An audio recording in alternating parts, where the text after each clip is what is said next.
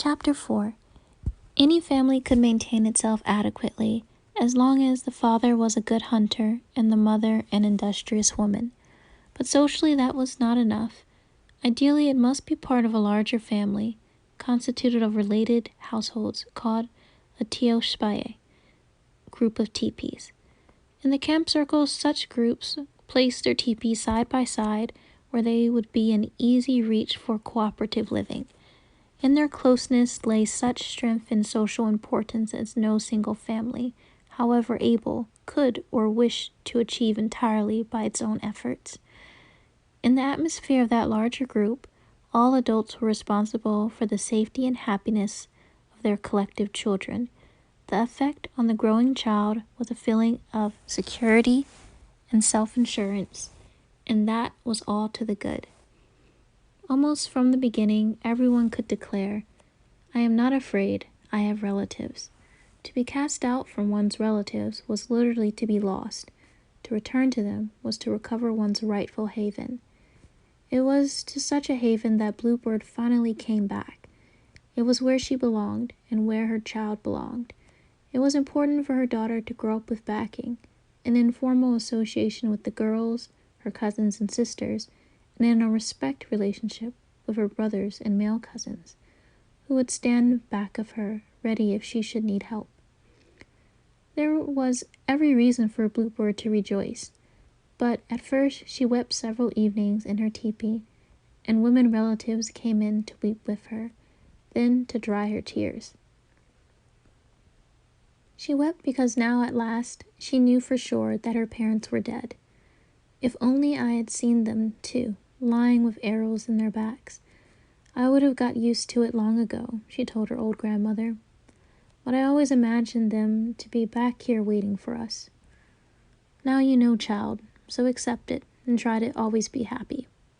With your child and your relatives, what more should you ask? However, the few years since they had left the camp circle had wrought considerable change in their larger family. Some had gone to live far away among their spouses' people. Others who had been away had returned with their families, and in some cases bringing the retinue of their husbands' or wives' relatives. Except for these newcomers, all the grown-ups were familiar to the old grandmother, but Bluebird had forgotten some of them, and had to get reacquainted with many. Yet she remained in her teepee day after day until her grandmother said to her, "Grandchild, go about and see everybody. They are all glad you have returned." But Bluebird was reluctant. "Grandmother, you go visiting and bring me the news. And as for my seeing our relatives, you know that there has been no stop to their coming to welcome me and bring me courtesy food. I think it is better that way, for them to come when they wish, for me to be here to receive them. You see, grandmother," she went on, "because I was bereaved and then shamed in public during my years away, it is more becoming to me to be quietly happy when relatives come than to hurry out to interrupt their lives. You know what they say of one who does that, like a dog greeting familiars, rushing at them too eager before sensing their mood and situation. Perhaps they are upset, perhaps they've just had bad news, and leaping up their frame as an untrained puppy will, soiling the gown with its clumsy fat paws. No, I don't care to be a puppy, even a friendly one. I suppose you are right. Anyway, we have much to keep us busy here. What with all the meat your brothers and cousins are bringing to us, it was your cousin Black Eagle who started that, by reminding them of their duty as your male relatives. Black Eagle, my first grandson. He was manly even as a boy, and now wise enough to lead our group. You are fortunate to be in your cousin's care, granddaughter. I know, but I feel I hardly know him yet. I only barely remember him, how he looked as a young man, and the time he married and went south to live in his wife's camp circle. I was around 9 or 10 at the time, I guess. And now he's back to stay. I met his wife and he exchanged gifts, but the rest of his family I've yet to see. Yes, your cousin has returned and is recognized head of our Toshpaye now. My little Black Eagle." The old woman lapsed into memories, and tears came to her eyes. Wiping them away, she said, and his relatives of marriage grew so fond of him that they all followed him here, and will stay with us always. The parents are child followers, but the child's husband as well as their child drew them here. Although the number of your cousin's wives, people living here, is said to be 7 or 8, including children.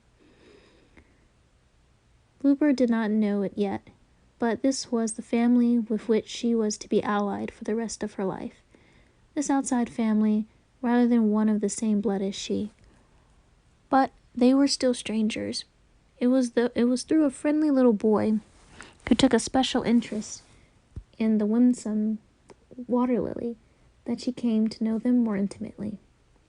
The months passed unnoticed, and with daily activities of the relatives, and with the ever-changing Waterlily for her preoccupation, and almost before Bluebird realized it, her child was in the creeping stage, very active, into everything, and requiring constant watching. But one day, when the grandmother was out and there was outside work for Bluebird to do, she placed Waterlily in the center of a huge spread-out buffalo robe, and barricaded her all around with long hard pillows of skin stuffed with deer hair. She handed Waterlily her wooden playthings, the ring teeth maker, and the little turtle with its entire back worked in colors to simulate the design of a real turtle. In a peculiar sense, this was Waterlily's very own turtle, for was she herself not inside of it? Somewhere in the stuffing of down was the bit of withered navel that fell from her shortly after birth. When she was old enough to wear an elaborately decorated gown, this turtle would be attached to the center back of her belt, both as an ornament and as a talisman, ensuring long life to her. Until then, it was a toy. In no time at all, Waterlily had lost all of her trinkets in the shaggy fur, and tossed her beloved turtle overboard, and then climbed quite easily over the pillows to retrieve it. But on the way, she stopped to put a bit of charcoal into her mouth. Luckily, the fireplace was cold. She first examined the charcoal minutely, while a little boy of perhaps 6 years stood watching her at the entrance, smiling but anxious. Seeing what she was about, the instant she took the charcoal into her mouth, he moved swiftly to her, and fell on one knee, coaxing her to give it up. Waterlily quickly clamped her lips together for keeps. "Ah, that's bad. Here, spit," he entreated her, cupping a hand under her chin to catch it. She looked at him genially, and her round cheeks curved up in friendliness, but her mouth remained tightly pursed. "Well," he said, "I'll make you laugh, and then you will open your mouth." He made funny faces and funny noises while the child stared at him in wonder. No use. He must try another tack. He would be a wild pony. Like all little boys, he loved horses and knew their actions well. He could imitate them in his own fashion. Suddenly he was a most spirited one, a wild bucking horse that could throw and maybe even kill his rider. He assumed a 4-footed position and jumped unbelievably high, straight up, and landed on all fours in almost the same spot. Then he reared. He raised his forelegs high. He humped his back menacingly and turned around and around very fast. Let any rider try to stay on. Waterlily was charmed, but she did not give up the charcoal. Maybe she had already swallowed it. But try one more thing. The boy stopped directly before her and looked at her fiercely, and then shook his wild, disheveled head from side to side and up and down. Finally, breathing very loud, he neighed, just like a horse. It was the neighing that did it. Waterlily screamed merrily, and the charcoal fell out. From that day on, the two children were fast friends. The boy came to see her often and played with her, patiently sitting by and picking up her toys, only to have her hurl them out again. It was a game with them. The boy said his name was Little Chief, was as appealing child with gentle ways that pleased Bluebird. She might have guessed that she later learned that he was grandmother raised, for his language was precocious and amusingly quaint, copied from the talk of elderly people, who often used obsolete words and phrases. He used his kinship terms readily and well, a sign of good manners. Obviously, he had been carefully trained, as only painstaking grandparents could train a child, with a quiet suasion. "This is not done, grandchild," they'd say, quietly, or "nobody does that," meaning, "and neither ought you." No cross words, no whipping, just those simple words of correction in kindly tones were remarkably effective. The very calmness of grandparents soothed a child and made him inclined to obey. One day the children went wading after a rain. Meantime, Bluebird took a pattern from the boy's moccasins left in her teepee and amused herself by making a pair of handsome moccasins for him. When next he came to play with Waterlily, there they were, waiting for him in the honor place opposite the teepee entrance, all embroidered in bright red and yellow and violet porcupine quills that made them very gay. Little Chief stared at them until she said, "Try them on. I'm sure they are just your size." And as he did so, she said, "I'm sure Waterlily must have made them for you, because she was saying I like to make some moccasins for Little Chief, because he is so good to me."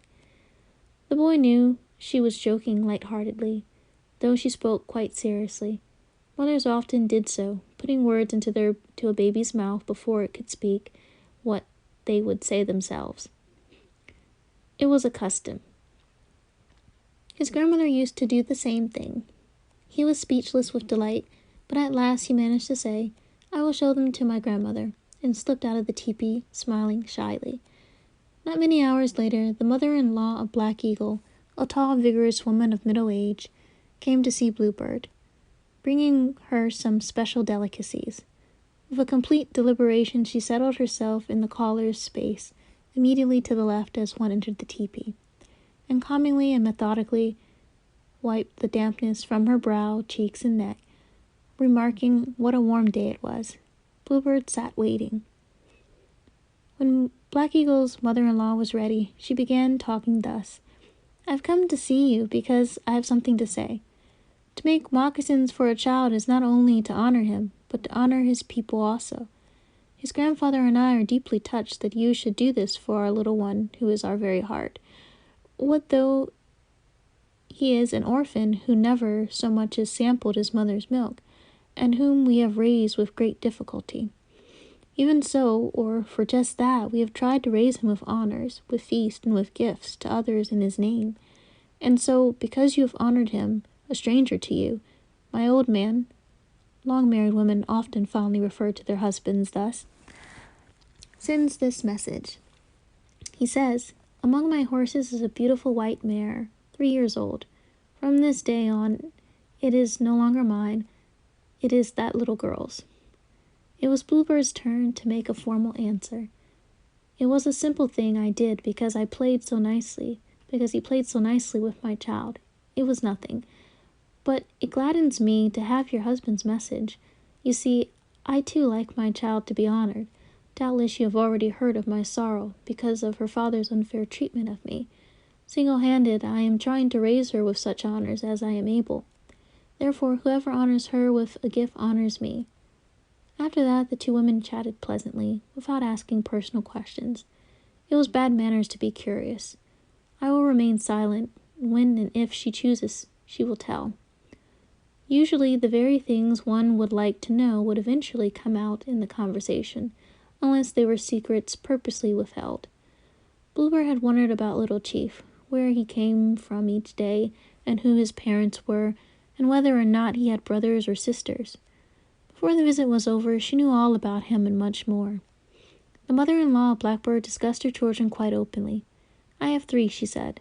The eldest is your cousin's wife, and her name is First Woman. Her sister, who also lives here, is Dream Woman. You have already met them both. Dream Woman and her husband have 2 girls, named Leaping Fawn and Prairie Flower. You have seen them playing about. I shall tell you more about my daughters. First Woman, you will find, has a soft heart, but it does not show. Really, she is a tender grouch. From habit she speaks too directly, and sometimes she wounds. Now, her sister is very different.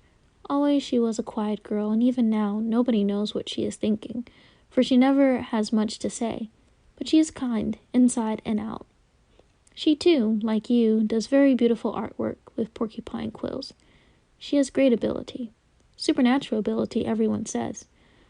When your cousin decided to come home and bring his family, we all came, and now this is our home. Bluebird hoped she would account for a little chief, but she said no more about him until she was preparing to go. Then she said, as if by the way, I have a son also, you know, Little Chief's father, Rainbow. How I wish he would return. He is living elsewhere? Bluebird thought she ought to ask. He lives nowhere. He is a rover. Right now I think he is staying with some cousins in a far-off camp circle. So restless he is. When his young wife died in childbirth, he went away. Oh, he returns now and then, but never for long. We, his grandfather and I, have cared for our grandson all his life. And how well you have cared for him, Bluebird said sincerely. We are great friends now, you know. He comes to see us regularly, and it is good to have him. Yes, and it gladdens us that he has you and your little girl for his friends. Thank you again for being nice to him. And with that the woman departed. Her name was Gloku, which means she comes home bearing her own, a reference to children. That evening, when her old man came in from his daily confab with his cronies, she confided in him. I cannot get her out of my mind, she began. She is as nice as she is pretty. That's so, he said indifferently, not even bothering to ask who. I speak, of course, of the lately arrived cousin of our son-in-law. Ah, yes, said the old man, dismissed the subject. But a woman with a plan is persistent. Later, as she prepared for bed, she tried again to plan her idea. Old man, our son should make an end of his wandering one of these days. Her spouse yawned. You should indeed. I am getting too old to hunt or tend the horses. Thus settling the question, he turned laboriously toward the teepee wall to sleep, coughing and groaning from habit. Almost at once he was snoring away. Stupid old thing, his wife said under her breath. If I had a knife handy, I could hack him, knowing she never in this world would, for they were a happy pair. But before Bluebird could even think of remarrying, she was to lose her faithful old grandmother. The woman had aged noticeably in recent years. Though she was never actually sick, she was growing too feeble to do anything. For that reason, both Bluebird and Black Eagle had forbidden her to go after water and fuel any more. There were others in the Toshbay still active and able to supply all the teepees with its necessities. There was no need of her doing so. Bluebird said to her, Grandmother, I know you are happiest when you are working, but why don't you visit your old friends instead now? Everyone wants you to take things easy, and truly the old woman began to find it her greatest pleasure to sit with her some age contemporary and talk all day. There was nothing like the mellow society of those who knew and remembered the loved the same things. And there they would sit, alternatingly, indulgingly, in reminiscence, and then in quiet and deep meditation. Suddenly one would startle the other out of her reverie by asking with the urgency of immediate, just how was this or that feast or ceremony carried on, cousin? Do you recall? And the other would arouse herself and consider the question with serious concentration, as though it mattered, some trivial detail of bygone days, of no possible interest to anyone else alive. All summer this went on until one day, after a severe storm, the old grandmother was found lying dead in the woods, a sharp stick driven deep into her temple. Evidently, she had been struck down by a dead branch that gave way in the high wind. So after all, and unknown to anyone, she had gone wood-gathering again after she had promised to leave off. The lifelong habit had been too strong. It was at her burial that Bluebird first saw the man who was to become her second husband, Rainbow, the father of Little Chief, had returned for another visit that day, and had immediately taken charge to spare his brother-in-law, who was mourning for his grandmother. The teepee where the dead woman was laid out in ceremonial dress was a scene of continuous wailing. From everywhere women came to weep aloud, and were given presents for coming. Men came too, but did not wail. The younger men paid silent tribute simply by coming, but the old men left the deaf teepee and sang didgerids outside long after, and the blend of sounds of wailing and of singing made the surroundings dismal enough to satisfying to the bereaved and complimentary to the deceased. Do you remember her passing? It was so fitting. So many were moved to mourn her. Women would recall in after years. But when men bore away the body for burial, only Bluebird and a few close relatives followed.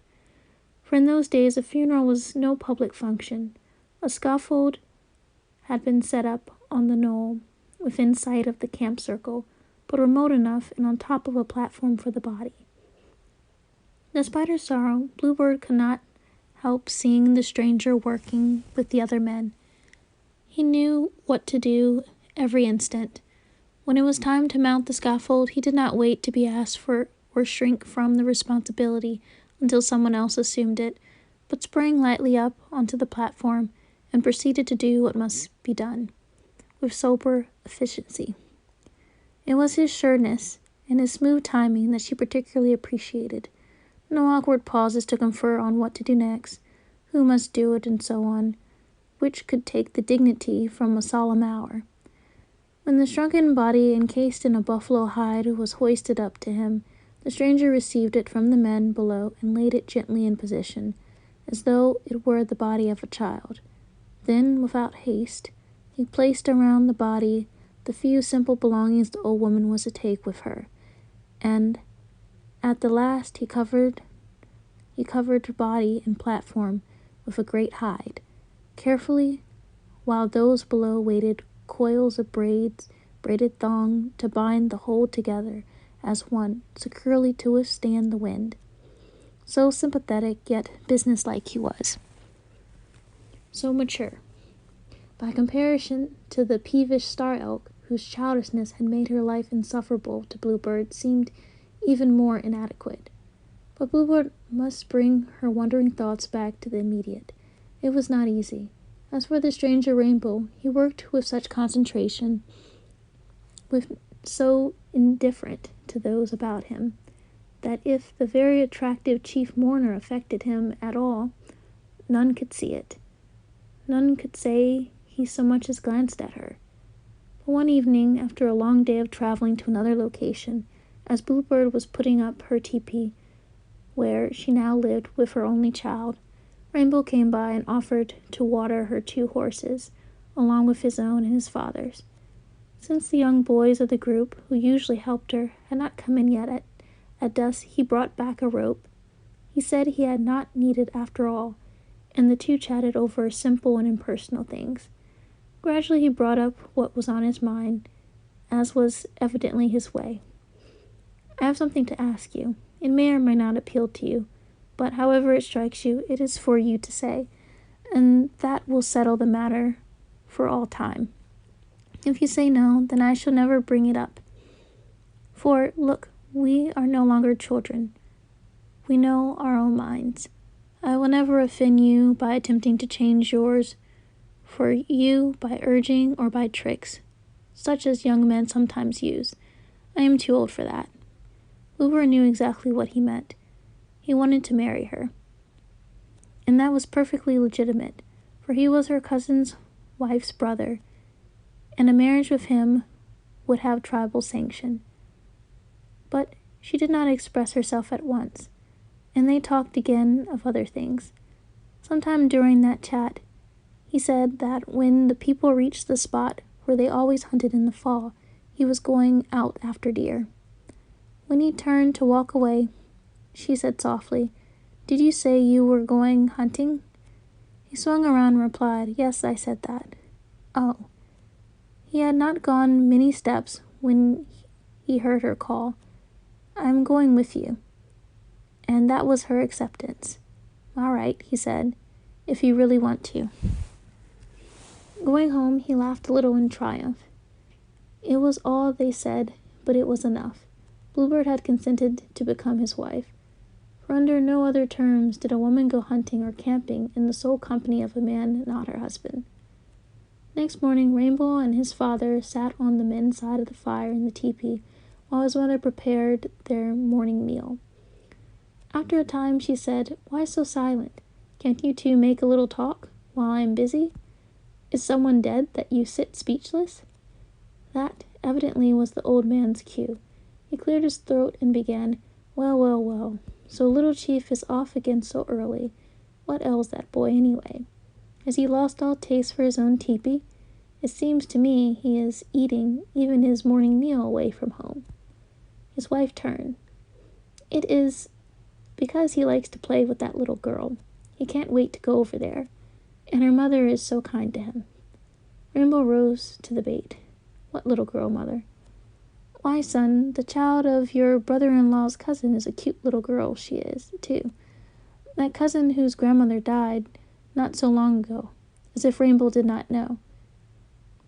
And then his mother, no longer able to hold back, came straight to the point. "Oh, son, she is a fine young woman, I confess it. I covet her for my daughter-in-law. It is her babies I would happily carry about on my back." And swiftly she enumered Bluebird's assets. She was beautiful. She was virtuous. She worked efficiently. She had such pleasing ways. The father, too, was talking along the same lines, having chimed in somewhere in a blundering effort to reinforce his wife's arguments, until with both old people were talking incoherently at once, it was plain she had been coaching him carefully for this moment, but that he had not learned his lines well. Rainbow laughed loud. "Just what are you two trying to say?" he asked. "Don't go picking a wife for me. I can get my own." As he was leaving after the meal, he stood halfway out the door and remarked, "By the way, Mother, you used to have a little travel teepee." "I still have it. Why?" "We shall need it when we go hunting. That woman and I." And then he walked on, leaving the crafty old pair bowed with Charon. Neither said a word for a time. All that work, all that anxious maneuvering for nothing. It was amazing. It had already been settled without them. And to think how they had discussed it and planned and argued and even came close to blows over the subtlest way to bring it about. The old man looked up from under his eyebrows and grinned foolishly. "Well, wife, we were not so clever. This joke is on us this time." "So it is, old man. But the real matter is that everything is as we wanted it. That is the thing to rejoice over," she said, and he agreed thoroughly.